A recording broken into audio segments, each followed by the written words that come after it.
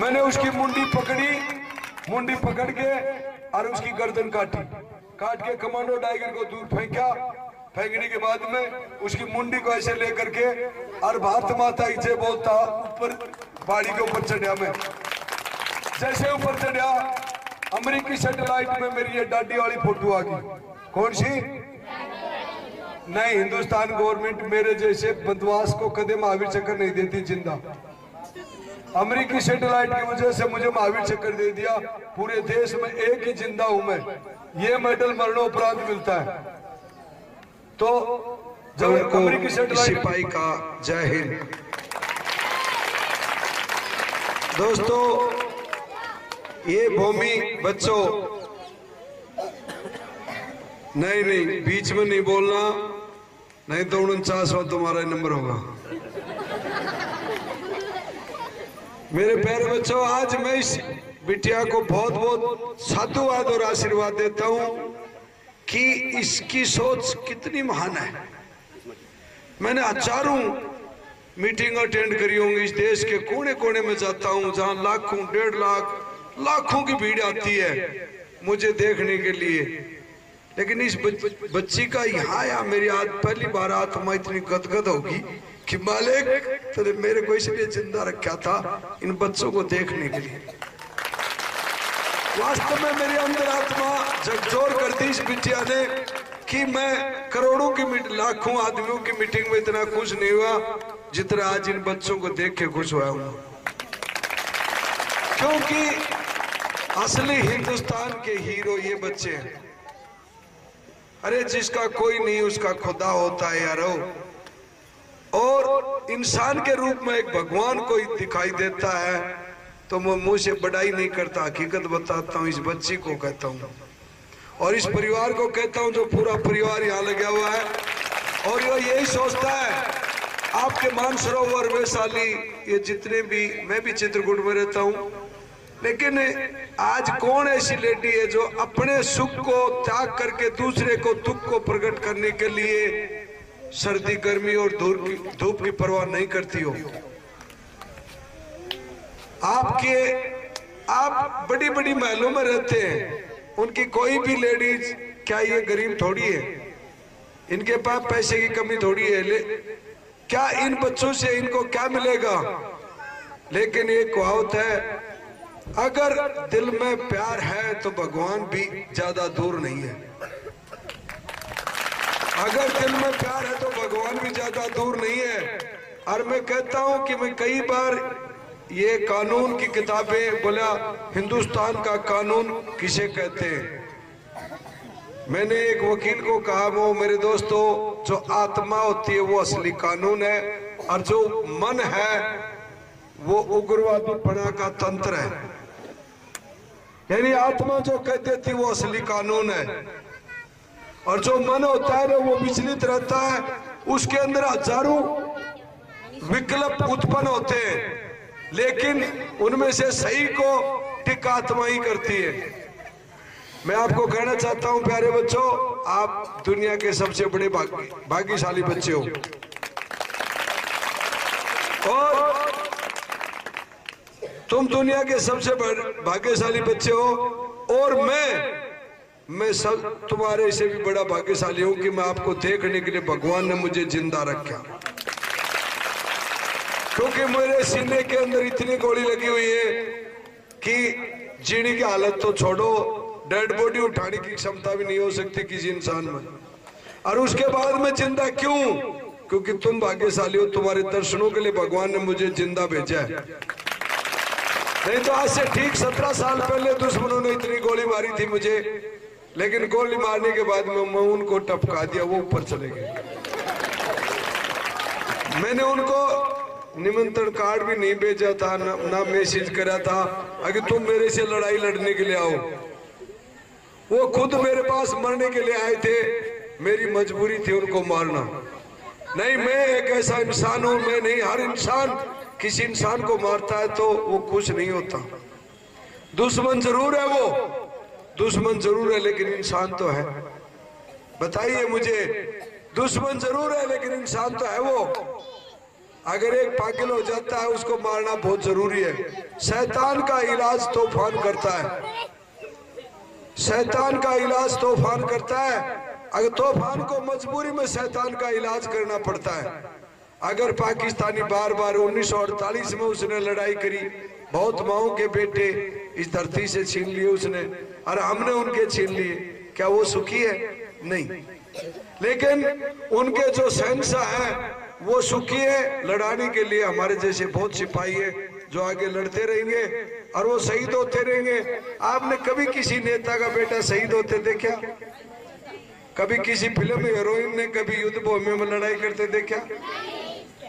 कभी किसी हीरो ने फिल्म में तो ऐसे गोली मारते ठक ठक, कभी असली मैदान में एक भी गोली मार के दिखाओ। तो प्यारे बच्चों, सबको पता है कि भगत आदमी दुख पाता है और करता है मौज लफंगा। भगत आदमी होता है वो दुख पाता है, और जो लफंगा होता है ना वो मौज करता है। इसका आज हीरोइन रवीना टंडन या ऐश्वर्या राय आ जाती तो क्या आपको जगह मिलती है देखने के लिए? देख ले, क्योंकि आप असली है और असली को नकली देखने का कुदरत भी मौका नहीं देता, नकली को नकली देखता है। तो बच्चों, कभी तुम्हारे नकली पर्दे वाले हीरो आते हैं और वहां तुम्हारी तमन्ना होती है देखने की, तो पब्लिक वाले तुम्हारे को रोक देंगे, नहीं जाने देंगे, क्योंकि वो खुद नकली है इसलिए नकली को बुलाते हैं। और जो असली होता है वो असली को बुलाएगा। आपने यहाँ कई बार कई कुत्ते इकट्ठे देखे, कुत्ते इकट्ठे होते देखे आपने? उसके पास में कभी शेर आया? कुत्तों के पास कुत्ते ही आते, शेर के पास शेर ही आते। मेरे बच्चों, तुम शेर हो, लेकिन आज मेरी 3 बात मान लेना, तुम अपने आप पता चल जाएगा। दुनिया तुम्हारे शेर कहेगी, बुजदिल नहीं कहेगी। शेर की खूबी क्या होती है कि वो एक तो सच्चा होता है, एक ईमानदार होता है, एक चीटर नहीं होता। शेर कभी झूठ नहीं बोलता। शेर शिकार पे कहेगा मारूंगा तो मारूंगा। तो ये शेर की खूबी होती है। नहीं, शरीर तो शेर से बड़ा बहुत जानवरों में होता है, हाथी में भी होता है और गैंडे में भी होता है, बहुत में होता है कि नहीं? तो मैं आज आपको ऐसी दास्तान सुनाऊंगा और औरों के लिए समय देता हूं, लेकिन मेरे प्यारे बच्चों आपके लिए अनलिमिटेड समय मेरे पास। और लोग तो मुझे बोलते हैं भाई साहब 1 घंटा दे सकते हो आप। जब मैं बोलता हूँ राजनीतिक नेता हो गया, आप बोले हाँ, मुझको फिर तो 59 मिनट ही दूंगा। कहने का मतलब वो अपने मतलब के लिए मुझे बुलाते हैं। आप आज यहाँ मुझे बुलाया वो देशभक्ति के लिए बुलाया कि हो सके इन बच्चों के अंदर भी 20-30 दिगेंद्र पैदा करके चले जाए। दिगेंद्र भाई साहब, अगर मैं 48 दुश्मनों को मार सकता हूं, तो अगर युद्ध भूमि होती है, इस देश में दोबारा लड़ाई होती है, तो तुम कितने मारोगे बताओ? एक ही फालतू मारेंगे। मैं सोचा कि सेंचुरी करोगे तुम तो। अबे टेक्नोलॉजी का जमाना होगा, मेरे पास तो ग्रेनेड और AK-56 ही थी। हाँ, कितने भी मार सकते हैं, अनलिमिटेड। लेकिन मेरे प्यारे बच्चों, पाप 3 तरीके से होता है। ऋग्वेद के 4थे अध्याय के पहले समलास में लिखा है कि हे मनुष्य, अगर तुझे दिव्य शक्ति प्राप्त करनी हो, नहीं, हे बच्चों सुनो, मेरा एक उसूल है कि खाओ खूब, छको मत, बोलो खूब, बको मत, चालो खूब, थको मत, और देखो खूब, थको मत। ये 4 वसूलों में चलता हूं। अगर अधिक धन चाहिए तो धर्म करो, और मुक्ति चाहिए तो बजराम, और भाई जेल चाहिए तो दो टाइट में तुरंत बने काम। मेरी गारंटी है। मेरा कहने का मतलब यह है कि मैं जितने बोलता हूं ना, मैं बाद में हर बच्चे का कोई भी प्रश्न पूछना चाहे वो ऐसे हाथ खड़ा कर देना, ऐसे नहीं करना, ऐसे पूरा। आगे मैं आपसे प्रश्न करना, अंकल आपसे बात पूछना चाहती हूँ, तो मैं आपको जवाब दूंगा बेटा, चाहे सुबह के 4 बज जाओ, तुमसे पहले थकने वाला नहीं हूं। लेकिन बीच में कोई नहीं बोलेगा, एक दूसरे को डिस्कशन मत करो, बाकी स्वाद देखो, जब मैं बोलूं आपके कान में रस सा टपकना चाहिए तो ही मजा होगा, अन्यथा नहीं। नहीं कोई बात नहीं, कोई नहीं, बाजन दो इसको, बाजने का इसकी ड्यूटी है, ये बाजता ही रहता है। दोस्तों आजादी के रंग में रंग दे, आजादी के रंग में रंग दे, आजादी के रंग में रंग दे रे हिंदुस्तान दुनिया वाले। बुरी गुलामी इस दुनिया में इससे कंगाली अच्छी हो, बुरी गुलामी इस दुनिया में इससे कंगाली अच्छी हो। कब सूरत बद चलन नार से काली स्त्री अच्छी हो। अरे जिसका घर घर से होता रे मान दुनिया वाले, आजादी के रंग में रंग दे हिंदुस्तान दुनिया वाले। मेरे दोस्तों, मेरे प्यारे बच्चों, अब आज एक गांठ दे लो, मैं इंडिया का फर्स्ट आदमी हूं। फर्स्ट आदमी इंडिया को पता चल जाता। लाहौर के अंदर एक छोटे से मकान में एक बग्गा गांव में भगत सिंह ने अपने साथियों को बुलाया, दोस्तों हम आजादी की लड़ाई लड़ना चाहते। बोले यार भगते तू तो छोटा ही है, 15 साल तेरी उम्र है, तो क्या हुआ? बोले जहर तो उतना ही है। तो ये मत समझना आगे दिगेंद्र अंकल तो बड़ा, हम छोटे हैं, लेकिन खून वही दौड़ रहा तुम्हारी रगों में। तो मेरे दोस्तों, जो बंदा ठान लेता है, जब 11 साल का उत्तम सिंह, ताली रहने दो, चाहिए ताली रहने दो, ताली नेता को पसंद ज्यादा आती है, ठीक है? आप सुनो, ताली में समय बर्बाद मत करो बेटा। मैं खुश हूं, आपने एक बार बजा दिया तो भी खुश हूं, और 4 बार बजाओगे तो भी खुश हूं। मेरे पास नखरी चीज, नखरा एक शब्द होता है, वो नहीं है, बचपन से ही नहीं। नखरा, नखरा किसे कहते हैं? जो नहीं खरा होता है वो करता नखरा, और जो खरा होता है उसको नखरा की जरूरत ही नहीं। इसलिए तालियों की जरूरत ही नहीं है भाई दोस्त। और घड़ी मन में आ जाए तो बजा लेना, कोई बात नहीं। तो मैं आपको बताना चाहता हूं, आज से 17 साल पहले की कहानी। ये बातें तो खूब होती रहती, लेकिन आपको -30 डिग्री तापमान में ले चलता हूं। अब यहाँ का तापमान कितना है मालूम है आपको? +30 डिग्री होगा, लगभग 30-32। और जहां मैं लड़ाई में था वहां -30 डिग्री था। यानी कि बिल्कुल गर्मा गर्म पानी को आप ऐसे गिलास में डाल के और इस प्रकार से ऊपर उछाल दो और ऐसे हाथ कर लो, आपके अंदर यूरिया खाद की तरह रने आएंगे, छींटे नहीं आएंगे। बिल्कुल गर्मा गर्म, बिल्कुल गर्म पानी को ऐसे उछालो आपके ऊपर और ऐसे मगराम घेर दो तो आपके ऊपर बर्फ पड़ेगी, पानी नहीं पड़ेगा। अगर वहां आपने मुंह और हाथ बाहर ने खोल के ऐसे देख लिया और हवा चल रही है तो ये भी साफ, बाफड़ भी साफ, ऐसे हो जाएगा जैसे गोड्डा पर का शेर हो। वहां लड़ाई बहुत तगड़ी है बच्चों। वर्ल्ड की दूसरे नंबर की सर्दी पड़ती है द्रास सेक्टर के अंदर। जिस पहाड़ी पे पाकिस्तानी फौज ने कब्जा किया था उस पहाड़ी का नाम था तोलोलिंग टॉप, और वो जमीन से 15,000 फीट हाइट थी। यानी कि ये जो बादल आप दिखाई देते हैं ना आपको, ये बादल हमारे को नीचे दिखाई देते थे। पहाड़ी के ऊपर चढ़ने के बाद में बादल नीचे दिखाई देते थे। हो गया यार बादल तो नीचे, ये कैसे गड़बड़ हुई? आकाश ऊपर होना चाहिए, नीचे कहां से आ गया?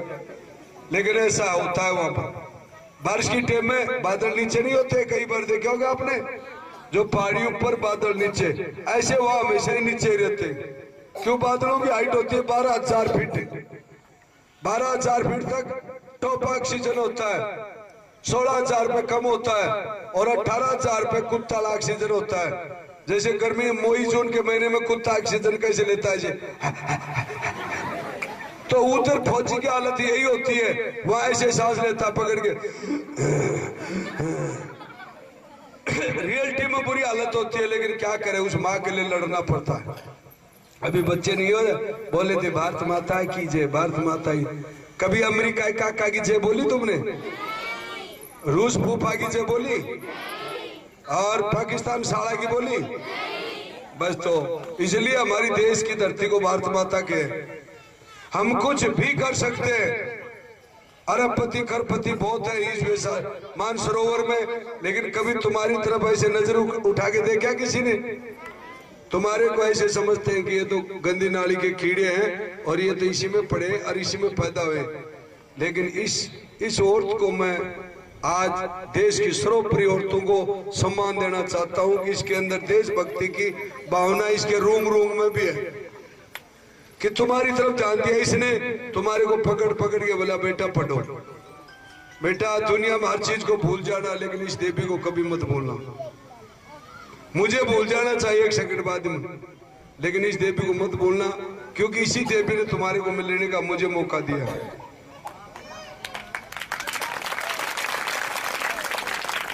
दोस्तों उस जगह पर लड़ाई हुई, उस पहाड़ी का नाम था तोलोलिंग टॉप। क्या नाम था उस पहाड़ी का? तोलोलिंग, जो जमीन से 18,000 फीट हाइट पे थी। और वहां हमारी भारतीय सेना ने 3 हमले किए थे। कितने? 3 अटैक मारे थे। एक बटालियन के 18 आदमी शहीद हो गए थे। मेरे जैसे जो फोटो लग रही है ना, ऐसे खूंखार कमांडो 18 गोली लाग के शहीद हो चुके थे, लेकिन पाकिस्तान ने 1 इंच भी आगे नहीं बढ़ने दिया उनको। दूसरी बटालियन ने अटैक मारा, उनके 22 और एक के 28, 3 बटालियन फैल होगी। हिंदुस्तान का जो जनरल वेद प्रकाश मलिक उस टाइम पे था, अभी आपने सुना होगा, थोड़े दिन पहले जयपुर में आया था, chief of the army staff. वो जनरल भारतीय सेना का सबसे बड़ा जनरल होता है, जो पूरी हिंदुस्तान का सबसे बड़ा कमांडर वही होता है, उसके बाद में राष्ट्रपति होता है। तो वो जनरल साहब मेरी बटालियन को बुलाया। मेरी बटालियन वहां से 300 किलोमीटर दूर थी। 2 राजपूताना राइफल्स मेरी बटालियन का नाम है, जो पूरी भारतीय सेना में सबसे टॉप बटालियन है।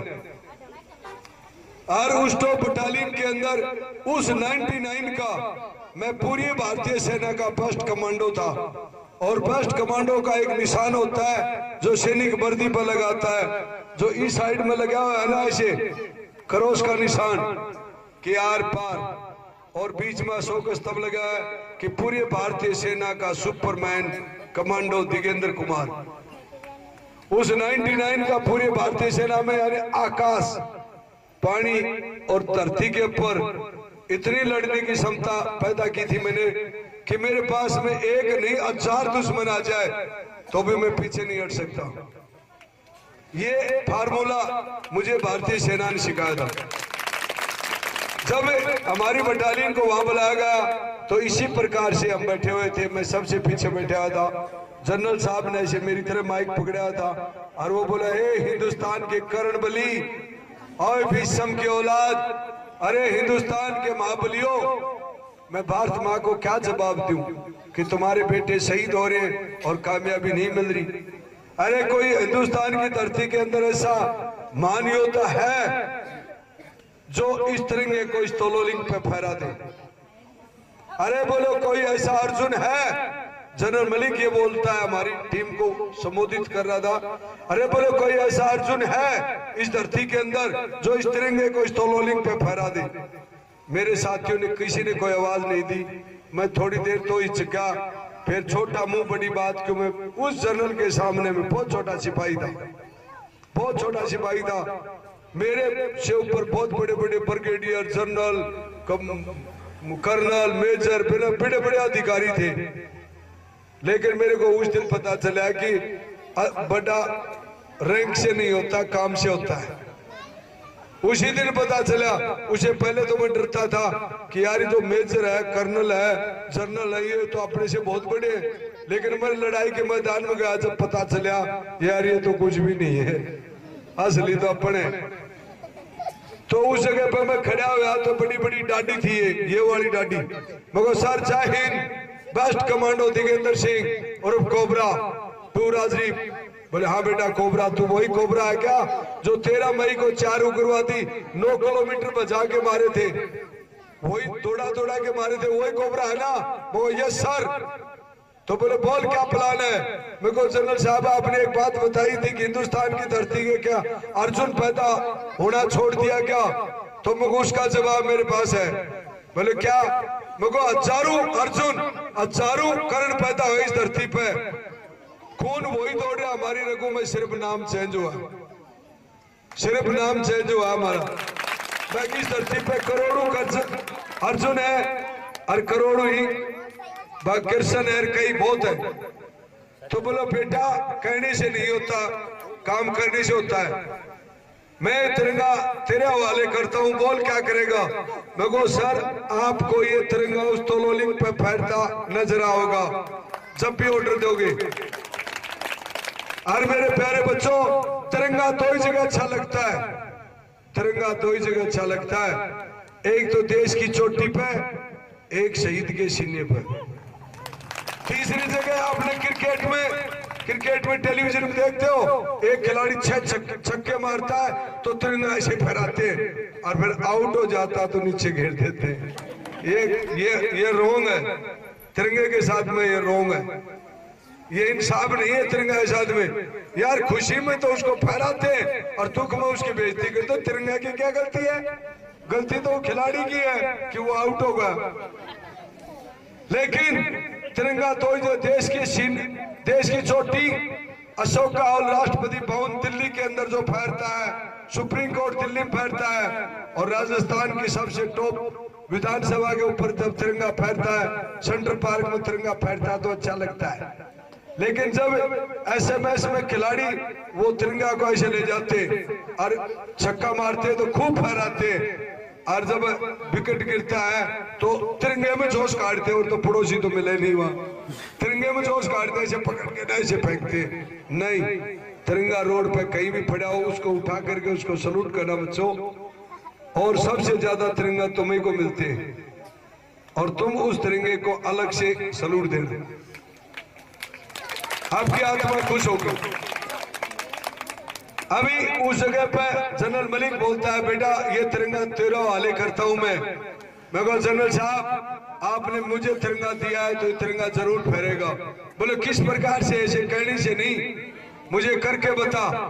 मगर सर तोलोलिंग टॉप इस प्रकार से पहाड़ी है, वो पहाड़ी ऐसे थी, इस साइड में नाला था और ऐसे दुश्मन ऊपर बैठे हुए थे, इधर हिंदुस्तान इधर पाकिस्तान, या अपने काफी फौजियों की डेड बॉडी वो गोलियों से बम्बू से ऐसे उछाल रहे थे और वायरलेस सेट में गाली काट रहे थे। हिंदुस्तानी काफिरों, तुमने अपनी माँ का दूध पिया है तो डेड बॉडी उठा के दिखाओ। वो गाली काट रहे थे, आओ हिंदुस्तानी काफिरों, अगर तुमने अपनी माँ का दूध पिया तो डेड बॉडी को उठा के दिखाओ। तुम्हें बिना कुल से डेड बॉडी देखी तो मेरे प्यारे बच्चों, मेरे दोस्तों, मेरे शरीर के अंदर ऐसे हजारों सुई चुभगी, ऐसे जैसे किसी 1-7 करोड़ सुई चुभती हो, और मेरा खून था ना वो ऐसे खोलने लगा कि अभी फाट जाए बॉडी। लेकिन मेरा बाप भी फ्रीडम फाइटर था, उनके भी 11 गोली लगी थी, उसके बाद में पैदा किया था। तो उसने मेरे बाप ने कहा बेटा बहादुर कौन होता है? जो ठंडे दिमाग से और ठक देश दुश्मन को टपका दे, वो बहादुर होता है। और जो जोश में आकर के ले और दुश्मन के सामने सीना चौड़ा करके और ये कहते कि दुश्मन मार गोली और फिर उसको गोली मारता है, तो वो इतना बहादुर नहीं। बहादुर तो वो भी है लेकिन इतना बहादुर नहीं है जितना नीचे छिपके और धीरे सी अटक दे दुश्मन के, यहाँ गोली मार दे और दुश्मन मर जाए, वो होता बहादुर सबसे बड़ा। अपने आप को बचाते हुए दुश्मन की दी हुई जगह पर कब्जा करना सबसे बड़ी बहादुरी है। और उस दौरान अगर गोली लग जाती है, शहीद होता था, तो वो सर्वोपरि बलिदान होता है। तो दोस्तों उस तिरंगे को लेकर के जनरल मलिक को मैंने अपनी प्लान बता दी। मैं कहूँ सर मैं यहाँ से रस्सा बांध करके और अपने 10 साथियों को ले जा सकता हूँ और दुश्मन की पोजीशन के खलबली मचा सकता हूँ, बाकी या सामने से अपने 250 कमांडो मुझे सपोर्ट में दे सकते हो तो हमला सक्सेस हो सकता हमारा। बोले वाह मेरे बेटे दिगेंदार, तू बहादुर नहीं, तुझे लड़ने का दिमाग भी है, मैं तुझे सलूट करता हूँ और तेरी जो प्लान है उसको अप्रूवल करता हूँ। तुझे क्या चाहिए? मुझे वो रस्सा चाहिए जिसकी लंबाई 100 मीटर और वजन 7 किलो 600 ग्राम और उठाने की क्षमता 10 टन, मगर वो रस्सा चाहिए मुझे। बोले ओके। मगर वो खिलाड़ी जो इंजेक्शन लगाते हैं ना, जो थकते नहीं है, राइडर कौन सा बोलते हैं, मुझे अंग्रेजी नहीं आती, मैं भी अंग्रेजी में थोड़ा पैदल ही हूँ, तो मगर मुझे वो इंजेक्शन चाहिए बोले बेटा वो भी मिलेगा। तो 2 लाख रुपए के 5 इंजेक्शन ले लिए मैंने। बोले बेटा आज तुझे 500 करोड़ का इंजेक्शन चाहिए, वो भी ला के देंगे। मुझे वो इंजेक्शन लिए मैं 14 घंटे में बच्चों भारत माँ को याद करके 14 घंटे में दुश्मन के ऊपर गोली गिरा रहे हूँ। इस प्रकार से ये बिफोर्स गन के गोले पड़ रहे से गप्पिंग उसकी टाट पे, और उसके जो खड़ी चट्टान थी ना उसमें ऐसे पिकेट ठोकता और 14 घंटे में दुश्मन के टॉप ऊपर चढ़ गया मैं। चढ़ने के बाद में अपना नाइट विजन से मैंने देखा कि दुश्मन की कैसी पोजीशन है। तो दुश्मन की ऐसे बैरल लगी हुई थी, गन लगी हुई थी, कोई यहाँ कोई यहाँ कोई यहाँ, ऐसे गन लगी हुई थी, बैंक करता था हाथ में। मैं देख के बहुत चक्का रहेगा मुझको दिगेंदर, ये किला तो बहुत खतरनाक है, यहाँ तो 1 इंच भी ऐसे पैर रखे वहीं गोली आओगी, ये तो नामुमकिन काम है। फिर अंदर आत्मा कहती है मुझे, बोले रे कोबरा तेरे नाम से पूरा कपवाड़ा कांपा करता और तू नामुमकिन बोल रहा है। मेरे अंदर से बोलता हूं, मैं अपने आप से पूछा कि नामुमकिन तो कोई काम ही नहीं है, नामुमकिन को मुमकिन करता है उसी को कमांडो कहते हैं, असंभव को संभव करता है उसी का नाम कमांडो है। तो दोस्तों उस जगह पे मैं पूरा देख करके नीचे आ जाता हूँ। मैं बोलता हूँ कोबरा 41 टाइगर इंडिया हुआ वाले सेट में। जहाँ बोला बोल मेरे बेटे भगत सिंह बोल, मगर सर असेंबली में बम फेंक दिया। बोले वाह तुझे 48 घंटे पहले हिंदुस्तान की पहली कामयाबी मुबारक हो मेरे बच्चे, तुझे मुबारक हो। वो नहीं जनरल साहब, जब तक दुश्मन के सीने में झंडा नहीं काटूंगा जब तक मुबारक का मजा नहीं आऊगा। बोले बेटे नीचे आ जा। अरे मुझको जनरल साहब मरवा दिया। अब नीचे 18,000 फीट नीचे उतरता है तो घंटे 8 लगते हैं। कितने घंटे? 8 घंटे में ये जो 11 नंबर बस है ना, इसके टायर बबलिंग करना शुरू कर देते हैं। तो जैसे ही मैं नीचे आया तो जनरल साहब एक नाले के अंदर बहता पानी में ऐसे बैंकर खोद रहा था अंडरग्राउंड, उसमें ऐसे सिगड़ी के पास ऐसे सिकरिया, क्यों जनरल बूढ़ा होता है जवान जवानी होता है। तो मैं उसके पास में गया, मैं सर जय हिंद। बोले कोबरा, मैं यस सर। बोले बेटे कैसी पोजीशन है मुझे बता। मगर सर चित्तौड़गढ़ का किला से भी खतरनाक है। बोले क्या बात?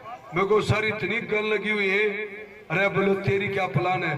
मगर सर मेरे पास में 9 कमांडो हैं और 10 वाम है, हम 10 के 10 आदमी दुश्मन के पीछे की तरफ मैं जा सकता हूँ, वहां माइन नहीं हो सकते, बारूदी सुरंगें नहीं हो सकती।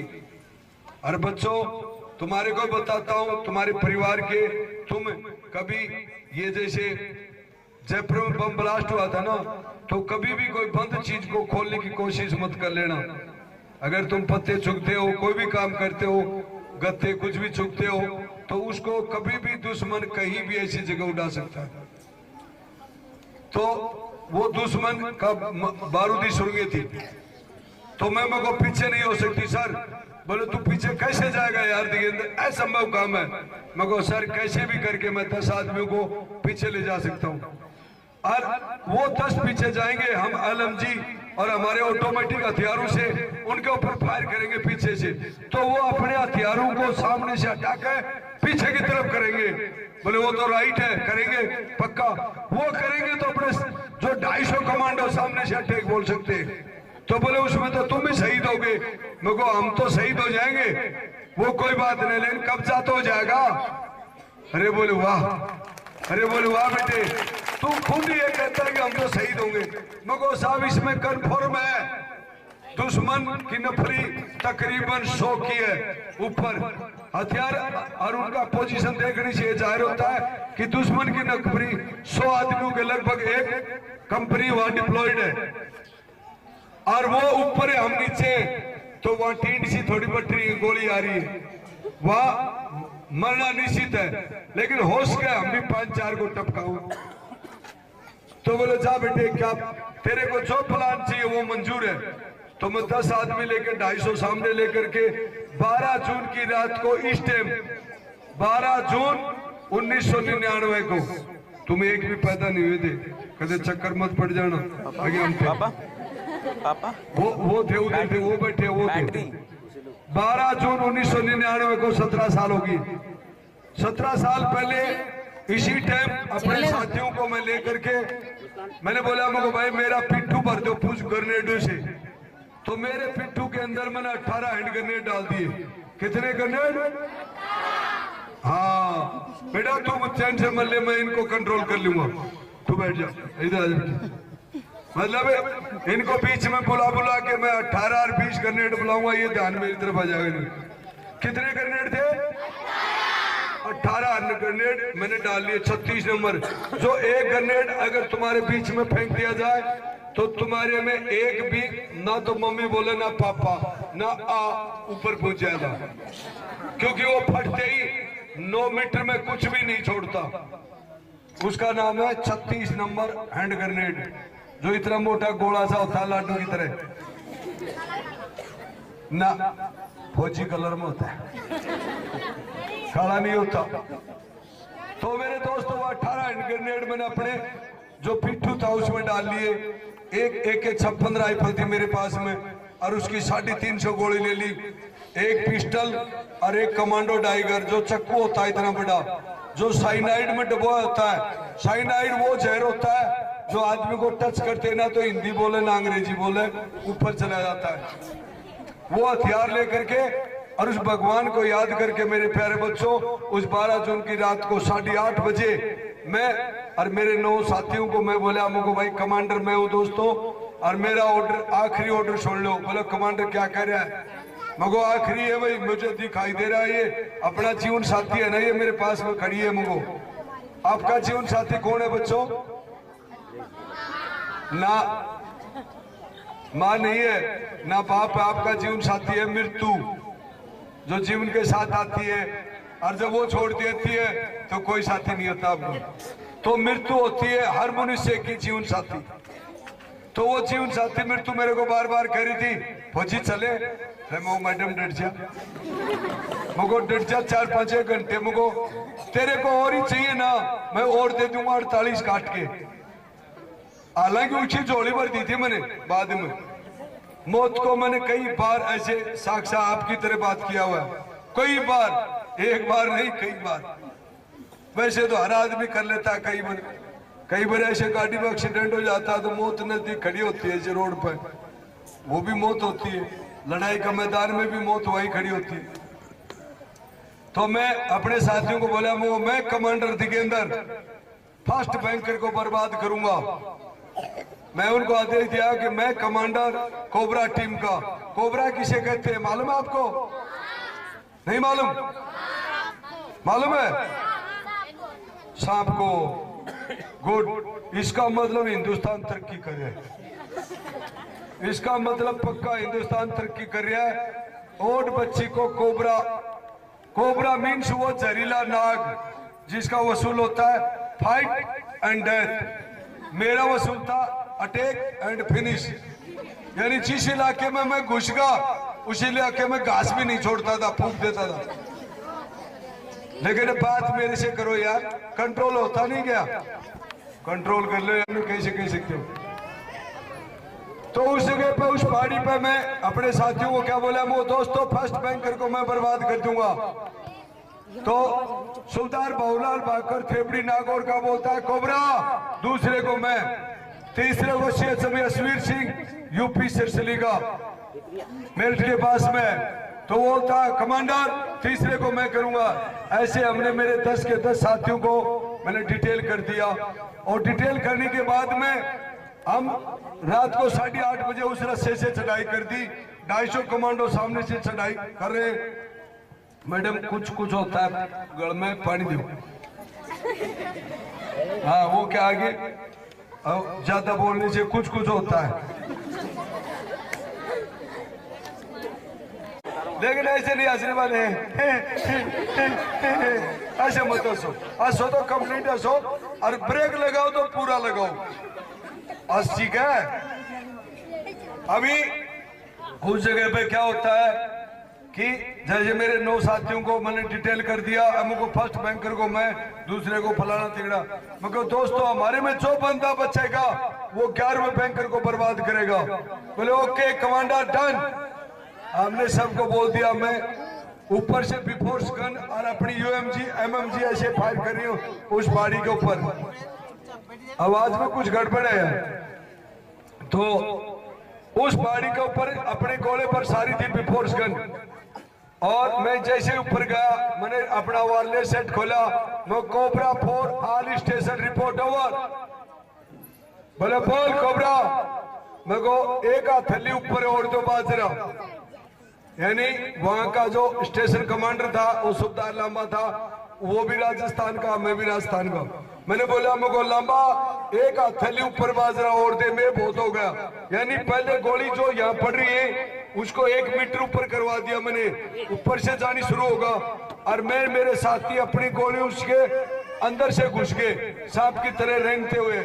और जैसे ही दुश्मन के नजदीक पहुंचा मैं तो दुश्मन का जो बैंकर था, जो झांकी थी, उसको लूप होल बोलते हैं, उसमें ऐसे गन लगी हुई थी इस प्रकार से जैसे ये है, ये इसका ऐसे गन लगी हुई थी उसकी, वो दुश्मन की गन लगी हुई थी। मैं उसके पास ऐसे गया रेंगता हुआ तो मुझे वो काला काला दिखाई दिया। मैंने सोचा कि एक पत्थर है और मैंने उसको ऐसे ही पकड़ लिया। किसको? दुश्मन की बैरल को। जो बंदूक की नार होती है उसको बैरल कहते हैं। उस बैरल को मैंने ऐसे पकड़ा, पकड़ते ही दुश्मन खड़ा था अंदर, उसने फायर कर दिया डड डड डड गोली। तो पहले गोली मेरे यहाँ लगी ये गुट्ठे पे और मैंने उसकी बैरल ऐसे पकड़ के खींच ली।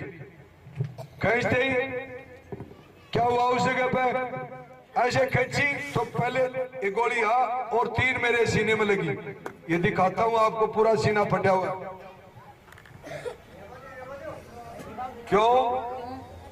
पीठ पे थोड़ी खाई है यार। ये देखो दिखाई दे रहा है आपको, ये पूरी गोली उसे छलनी हो रहा है मेरा ये हिस्सा। 1 2 3 और ये देखो आगे तक ये गोली लगी 3 और 2 गोली AK-47 में। ये गोली लगने के बाद में मुझे पता चल गया दिगेंद्र अब तेरे प्राण तो खैर उठने वाले, या मैडम अपने को ले जाएगी। सबसे पहले मृत्यु मैडम थी ना, वो बोलती है फौजी अब चल, अब तो गोली लागी। मैं हट साइड में, 5-4 मिनट में 5-7 मिनट टपकाऊंगा। मैंने जो खुद की रक्षा नहीं करता बच्चों उसकी भगवान भी नहीं करता है, और जो खुद की रक्षा करता है उसकी भगवान भी करता है। मैंने तत्काल हैंड ग्रेनेड लिया, कार्ड ग्रेनेड, और 1 और 2 और अंदर लाडू की तरह रक्षा दिया उस बैंकर के अंदर। वो इतनी मोटी दीवार थी, उस दीवार के पास में लेटा हुआ था ही, ऐसे ग्रेनेड लिया और लाडू की तरह अंदर रक्षा दिया। और वो अंदर से प्राण दे फटा, फटते ही अंदर से आवाज आई, या अल्लाहू अकबर काफर काटे।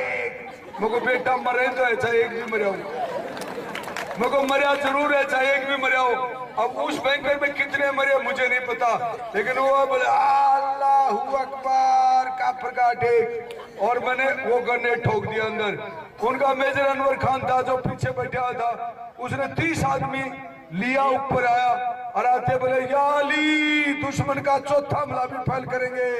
और अपने वाला सुबेदार बाहुलाल बोलता बोल बजरंगबली, और डड सपने शुरू होगी। वो मेरे 9 साथियों ने 29 को खत्म कर दिया। और मेरे पास में AK-47 थी नहीं क्योंकि वो भी छूट गई, मेरे पास में ग्रेनेड थे। मैंने ऐसे हाथ का मूवमेंट किया तो मुझको दिगेंद्र अभी तो हाथ में जान है, क्यों ना फर्स्ट एड कर ले तू। मैंने अपना फर्स्ट एड वो बक्सा निकाला और ये खाल फटी हुई थी, इसके अंदर पूरा का पूरा कपड़ा डाला और इस खून को बंद कर और रस्सी से बांध, और इसको बांध, मगो साइकिल पंचर होगी, हवा खून निकल गया तो अपन खत्म। और मैंने इसको खून को बंद किया और दुश्मन की ऐसे गन फायर करी, कोई इधर कोई इधर कोई इधर, ऐसे डड डड डड। वो जो 250 कमांडो इधर से चढ़ रहे थे ना, उनका मुंह बंद कर दिया पाकिस्तानियों ने। और मैं उनकी गन ऐसे फायर करी, उनके नीचे ऐसे सांप की तरह रेंगता हुआ जाऊं और ग्रेनेड लूं और पिन काटूं और धीरे ऐसे ठंडा दिमाग से ऐसे लाडू की तरह उनके बैंकर में झांकी में घेर दूं और बड़ाम दे फटता है अल्लाह दाम को। दोबारा कुछ बोलने को ना, 2 सेकंड बाद में वो खत्म। वो पाकिस्तान का मेजर अनवर खान ऊपर मोर्चा संभाल लिया उसने, वो मुझे गाली काट रहा है, हिंदुस्तानी कुत्ते बाहर निकल। मैं के कुत्ता हूँ बाहर निकल है भाई। यानी कि लड़ाई दिमाग से लड़ी जाती है, ताकत से नहीं। ताकत होना बहुत जरूरी है, लेकिन शरीर को युद्ध भूमि में, ये नहीं कि बिल्कुल मरिए लो ऐसे टांग ऐसे वहां पड़ जाए। जान भी होनी चाहिए, और जान प्राप्त करने के लिए और बुद्धि प्राप्त करने के लिए पाप 3 तरीके से होता है। सबसे पहले नजर से, दूसरा जुबान से, और तीसरा शरीर से। वो कदापि मत करो, ये बेतु की बात बता रहे हूं आपको। कभी मत करना, आपके पास में दिव्य शक्ति ऑटोमेटिक आएगी। नजर से पाप होता है, जुबान से। कुछ औरतें बैठती बोले फलानी है बर्बाद है, फलानी आबाद है, उसकी चुगली करती, वह सुनाई को ना बोल, और वह लगी रहती फूना पे फलानी दिखड़ी। कई बार देखता रहता हूं मैं, वो यह कंट्रोल औरत नहीं कर सकती। कई आदमी एक दूसरे की चुगली करते, वो बोले फलाना बर्बाद। अरे तेरा क्या ले रहा है, तू उसको अच्छी शिक्षा नहीं दे सकता तो चुगली भी क्यों करता है यार। मुंह से पाप होता है। नजर से कोई लड़की रास्ते जा रही है, कई लड़के ऐसे देखते हो जैसे उसको अभी गिट जाए, इतनी कोर से देखेगा इसे, अरे क्यों पाप का भागी हो रहा है। और हाथ से शरीर से मूवमेंट करेगा, तब लोग कहते 376 लागेगी का चित्र पड़ेगी। तो इन 3 तरीके से पाप होता है, कदापि मत करो। मैं 47 साल का, मैंने आज तक नहीं किया। मेरे फोन पे भी कोई अनजाने फोन आता है, सर जय हिंद, कई बोलती सर गुड मॉर्निंग, मगर बेटा जय हिंद। मैं उसको बेटा ही बोलता हूं, क्योंकि लड़की की और लड़की से बड़ी उम्र की औरत की आवाज में फर्क पड़ जाता है, लड़के की में और बुजुर्ग आदमी की फोन पे आवाज में फर्क पड़ता है। आप कभी भी देख सकते हो, एक तो मैं बोल रहा हूं और एक इस लड़के को देंगे, फर्क नहीं पड़ेगा। क्यों पड़ता है, बोलते बोलते घस जाती है आवाज, सुर मोटा हो जाता है आदमी का, इसलिए आवाज मोटी हो जाती है। तो मेरे दोस्तों, उस जगह पे वो मेजर अनवर खान मुझे गाली काट रहा है, हिंदुस्तानी कुत्ते बाहर निकाल, तेरे इतने टूक करूंगा कि हिंदुस्तान की धरती है चुकते चुकते आदमी कम पड़ जाएंगे। मेरे को बावड़ा है, 1.25 करोड़ है, कोई कम नहीं पड़ने वाला। उसके बाद में उसने काफी गाली गलौज करी, लेकिन मैं ठंडे दिमाग से उन दुश्मन का फर्स्ट बैंकर उड़ा दिया, फिर दूसरे के पास में गया, धीरे से रेंगता रेंगता अंदर ठोक के प्रणाम दी। ऐसे सुबह 4 बजे तक वो मेजर अनवर खान मुझे गाली काटता रहा और वो गाली मैं सुनता रहा, लेकिन मैंने उसको एक भी गाली का जवाब नहीं दिया। लेकिन उसके 11 बैंकर उड़ाने के बाद में उसको पता चल गया कि अपनी गन फायर नहीं करी, नीचे से बुलाओ फलाना सतीक फलाना तिगड़ा आए फायर कर कमांडो। अब वो तो बेचारे ऊपर पहुंच के फायर कर सकते। अब वो बोलता है कि ऑल स्टेशन रिपोर्ट मांगा है, मुझको तेरे सारे स्टेशन उड़ा दिए मैंने, टेंशन मत ले मुझको मेजर अनवर खान। अब मैं पीछे गया तो जो मेरे 9 साथी थे वो कोई घंटे में, कोई आध घंटे में, कोई 20 मिनट में एक एक करके मुझे हमेशा के लिए छोड़ के चले गए। और उनकी आवाज आज भी इस खोपड़ी में गूंजती है। वो कहते थे कोबरा तेरी पोजीशन बहुत बढ़िया, अरे के अंदर इन कुत्तों को मत छोड़ना, भगवान तेरे साथ में है, हम तो चले साथी तुझे साथ छोड़ के। मेरे एक एक साथी मुझे एक एक कोई घंटे में किसी के 18 गोली, किसी के 10 गोली, और हर एक की आवाज आज भी गूंजती है इस खोपड़ी में। कई बार एकांत में बैठा बैठा बहुत मनन करता हूँ और बैठा बैठा मीठी मीठी रोता हूँ मैं अकेला ही। बहादुर रोते नहीं, लेकिन अपने साथियों के लिए बहुत आंसू आते हैं मुझे कि यार साथी, आज मैं तुम्हारी बात बताने के लिए मुझे भगवान ने जिंदा छोड़ा कि मेरे एक एक साथी मुझे छोड़ के चले गए। मैं उस टुकड़ी में कोई नहीं था, मैं अकेला ही बचा हूं। क्यों नहीं, हम 2 भी होते तो आज खड़ा होता मेरे साथ, आज मैं उसको बुला लेता कि आजा भाई फलाना, लेकिन वो नहीं है, वो यहाँ आस पास ही मेरे पास में ही। कोई कहेगा ने तो जन्म भी ले लिया होगा, कहीं तो 15-16 साल के बच्चे हो गए होंगे, 10वीं पास भी कर ली होगी इसी ने तो, और कई पप्पू पास भी हो गए होंगे। कहने का मतलब मेरा उस जगह पे मेरे साथियों की, अरे क्या, मैं पीछे घूमता घूमता गया तो मेजर अनवर खान वाले सेठ बोला, हिंदुस्तानी काफिरों ने मेरे को सारे साथियों को शहीद कर दिया, मुझे इमरजेंसी और रिइंफोर्समेंट चाहिए। ओवर जामो को बेटा सारा खत्म होगा, एक लाई बच्चा और मैं भी पीछे मुड़ के देखा तो मेरा भी कोई नहीं बचा। मगर असली युद्ध अब होगा। इसने 6 घंटे हो गए मुझे इतनी किस्म की गाली काटी कि मैं जिंदगी में कभी सुनी नहीं। इतनी स्पीड से गाली काटता था वो, और मेरे से इतना ऊंचा था, यानी 6 फुट 6 इंच का था वो। तो और वजन भी 1.5 कुंटल उसका। अच्छा भारा राक्षस था। और वो मुझे गाली काटा, हिंदुस्तानी कुत्ते बाहर निकल, मैंने अब पठानी का दूध पिया है। मगर मैंने भी राजस्थान की चाटनी का पिया है। छोटू को ना मुझे, और मुझे मैं तो राजस्थान का ऊंटड़ी का पूंछ पकड़ ले तो 10 कोस कौन छोटू, और तन छोड़ दूंगा मुझको, बिल्कुल नहीं छोटू। तो मेरे दोस्तों उस जगह पे पीछे जैसे ही मैं गया तो बर्फ में ऐसे सीटी कटी हुई थी। वहां मेरे एक साथी लहसनायक बच्चन, उसके सिर में गोली लगी हुई यहाँ पर, और वो मथीरा की तरफ फटा खोपड़ी, और वो बोलता है कोबरा कमांडर LMG ले ले, LMG लाइट मशीन गन, क्योंकि LMG में मैं गोल्ड मेडल हूँ। अभी रात को आपकी जो सामने लाइट जल रही है उस जगह पे आप इस प्रकार से आवाज मेरे कान तक पहुंच जानी चाहिए। वहां पर आप ऐसे आवाज कर देना इस प्रकार से ऐसे, और LMG यहाँ रख देना, वहां गोली ठोक दूंगा। मजा अंधेरी रात में, ये मेरे पास गोल्ड मेडल है उसका, कि मजा अंधेरी रात में आप तो इस प्रकार से आवाज कर दोगे ना ऐसे ऐसे, तो उसी आवाज में ठक गोली मार दूंगा। ये मेरे पास में हुनर था। तो मेरे को उसने शहीद होते टाइम बोले कोबरा कमांडर जीत निश्चित है, भाई कोबरा तेरे हाथ में LMG दिए से उसने, बोले कोबरा अलविदा हिंद, बस इतना ही बोला वो। और उसकी LMG ले ली मैंने, और उसके 750 गोली ली, और लेने के बाद में वो बर्फ में कटी हुई पैड़ी थी उसे मुंह पर चढ़ना शुरू हुआ। तो वो मेजर अनवर खान 2 HMG से फायर कर रहा।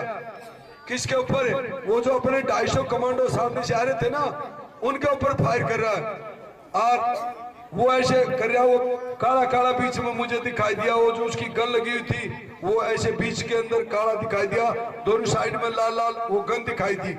मगर यही है मेजर अनवर खान। मैंने LMG इस प्रकार से पकड़ी, मेरे ग्रेनेड खत्म हो चुके थे, LMG पर दूसरा मैगजीन चढ़ाया। मैं मेजर अनवर खान सवाल सुअर की औलाद, हिंदुस्तान का सिपाही पीठ पर गोली नहीं मारता। मुझे पता था LMG है मेरे पास में, तो मैं ऐरा पता थी को उठा दूं। तो मैंने जैसे ही फायर किया मेरी LMG मेरे से धोखा कर गई। या भगवान ने वो अच्छा ही किया होगा उसने। मैंने जैसे ही फायर किया, एक ही गोली फायर हुई, उसने अपनी पिस्टल काटी और धड़क धड़क मेरे 3-4 गोली ठोक दिया। एक यहाँ पैरों में आया, धड़ाधड़ यहाँ गोली ठोक दी उसने पिस्टल से। अब वो पिस्टल की गोली खत्म होगी बेटा की, मैंने उसके ऊपर सीधी डाई मारी ऐसे, वो मेरे पैर में उसमें वो डाई मारी तो उसका हाथ मेरे यहाँ सिर पर आया, और मैंने उसका टेटुआ पकड़ा ऐसे। कैसा टेटुआ समझते हो ना? ये टेटुआ पकड़ा और उसको पकड़ के ना ऐसे पीछेगा और मारी किक, और नीचे गुड़ता गुड़ता पहाड़ी से आए, बोले हिंदुस्तानी मुझे छोड़ दे। वो क्यों बरात मारा? छोड़ दू, बरात मारा तो छोड़ दू भाई, कोई बात नहीं, दारू पी के गलती होगी हुई। अब उसका टेटुआ पकड़ लिया। अब मैं गुड़ते गुड़ते ऐसे पापड़ा पर चला रहा, जहाँ कोई 1000 फुट नीचे चले जाते हम। मैंने उसके काप बात पर ली चचा के, कम से कम मुझे 4-5 मिनट होगी, क्योंकि उसके दोनों हाथों को दबा लिया मैंने। मगर होश के इसके बाद कोई पिस्टल हो, कोई चक्कू हो, है मेरे पास भी चक्कू तो था ही, लेकिन हमने वो हिंदुस्तानी मुझे छोड़ दे, उसका टेटुआ दबाया रिया और बात बढ़ा रिया। अब वो बोलता आ करता रिया। लास्ट में मैंने बहुत बड़ा रिस्क लिया कि किनारा यहाँ से थोड़ी दूर था, मैंने अपना कमांडो टाइगर काटा और उसकी गर्दन में बैठा दिया। यहाँ गर्दन बैठाया और वो बोले आ मुझको बन गो काम। मैंने उसकी मुंडी पकड़ी, मुंडी पकड़ के और उसकी गर्दन काट के कमांडो टाइगर को दूर फेंका। फेंकने के बाद में उसकी मुंडी को ऐसे लेकर के और भारत माता से बोलता ऊपर बाड़ी के ऊपर चढ़ा। मैं जैसे ऊपर चढ़ा, अमेरिकी सैटेलाइट में मेरी ये डाडी वाली फोटो आ गई। कौन सी? नहीं, हिंदुस्तान गवर्नमेंट मेरे जैसे बंदवास को कदे महावीर चक्कर नहीं देती जिंदा। अमेरिकी सैटेलाइट की वजह से मुझे महावीर चक्कर दे दिया। पूरे देश में एक ही जिंदा हूं मैं। ये मेडल मरणोपरांत मिलता है। तो जब अमेरिकी सैटेलाइट मेरी फोटो आ गई, मुंह पर चढ़ा, चढ़ने के बाद मैं उस मुंडी को तो फेंका परे मैंने, और मैं तिरंगा झंडा काटा और मेरा जी मितलाना शुरू होगा, कभी टांग इधर, क्योंकि सारी तो तोड़ दी मेरा बटान गोली से, कभी टांग ऐसे लचपड़ कर ऐसे करे, कभी ऐसे करे, मैं ऐसे गुड़ता गुड़ता, और फिर उसकी वो जूता पकड़ के और गड़ ऊपर खींच के और पत्थर के सारे लगा के उसकी डेड बॉडी वैसे, कि ऊपर वाली तो सामान था ही नहीं, वो नीचे नीचे का ही था, उसको ऐसे लगा, तिरंगा झंडा लिया, राइफल में गाला और उसकी नाड़ में गाड़ दिया इधर ही। मगर यार अगर झंडा कहाँ गाड़ू, क्योंकि पत्थर ही पत्थर थे, पत्थर में झंडा थोड़ी गड़ेगा, उसके लिए नरम जगह चाहिए थी, और मैंने उस डेड बॉडी के अंदर ही वैसा कैसा तिरंगा झंडा गाड़ दिया और फिर भारत माता की जो जय बोल दी। इतना ही समय में मेरी बटालियन पूरी पहुंच गई। मेरा बटालियन कमांडर कर्नल रविंद्रनाथ आकर के ने बोलता, कोबरा मेरे बच्चे, आज हिंदुस्तान की 1.25 करोड़ जनसंख्या की तरफ से तुझे कारगिल युद्ध की पहली कामयाबी मुबारक हो, मुबारक हो मेरे बच्चे।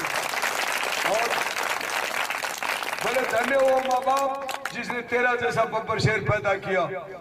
बेटे बोलो आज पूरा देश बना, आज है मुझे तने आज कारगिल युद्ध की पहली कामयाबी का पहला झंडा गाड़ दिया है। मगो कर्नल साहब, मगो अभी प्राण पखेरु जाने वाले हैं, लेकिन आपके साथ मेरे 2 भाई है माजाए, मान सिंह और भूप सिंह। मगो इन दोनों भाइयों को मेरी डेड बॉडी जरूर दिखा देना। बोलो नहीं ठेकेदार तुझे जीना होगा। मगो जीना तो मैं भी चाहता हूँ, लेकिन मगो कई पंचर काफी हो चुका, अब बचना मुश्किल है। बोले नहीं नहीं, तो इतनी देर में लड़कों ने मेरे फर्स्ट एड जगह जगह खून बंद कर दिया। बंद करने के बाद मैं करेंगे कि इंजेक्शन है वो तो लगा दो, वो इंजेक्शन लगा दिया मैंने, लगाते थोड़ा करंट सा आगा बॉडी में, जब मगो अब तो मैं जी सकता हूँ कर्नल साहब। मगो पर मेरे भाई कहा, बोले ये आगे तेरे भाई दोनों मेरे साथ ही थे, तो वो दोनों भाई आए, बोले भाई साहब मान सिंह बोलता है कितनी गोली लगी। मगो तू खुद ही गिन ले, मुझे तो पता ही नहीं, पूरी बॉडी सुननी हो रही है।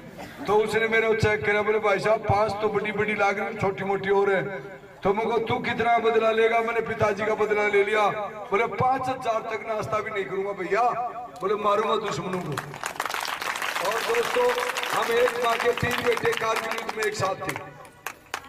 मैंने श्रीलंका के अंदर भी 16 उग्रवादी मारे, युगांडा में भी उग्रवादी मारे, कांगो भी मारे, भूटान और श्रीलंका और कपवाड़ा, यहाँ ऐसे तो जगह जगह तो मैंने बहुत मार चुका, क्योंकि मैथ में मैं काफी कमजोर हूँ, गिनती नहीं करता, मारता ही हूँ।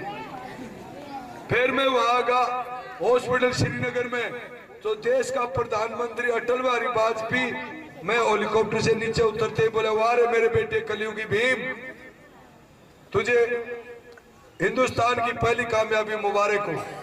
अरे बेटे तूने 48 मारे, है 48 मारे, मुझे तो पता ही नहीं, मुझे एक ही मुंडी काटी थी। बोलो 11 बैंकर के अंदर तने ही ग्रेनेड ठोके, तेरे साथियों के सभी के ग्रेनेड वहां के वहां सुरक्षित रखे, सिर्फ तेरे 18 ग्रेनेड फायर हुए हैं, और जिनसे किसी में 4, किसी में 5, किसी में 2, ऐसे 11 बैंकरों में 48 आदमी तने मारे। तो बोले हाफ सेंचुरी में 2 की कमी है बेटा तू। मगर नो डाउट हूं। बोलो डॉक्टर बोलता है नो डाउट रखूंगा, मेरा नाम कर्नल LP सदोत्रा है। बोले बच्चे तेरे को जिंदा रखूंगा, मगर गोली काटते खुश हो जाऊंगा। उसके बाद मेरी गोली निकाली और दोस्तों में खुश होगा, यानी देश मुझे जिंदा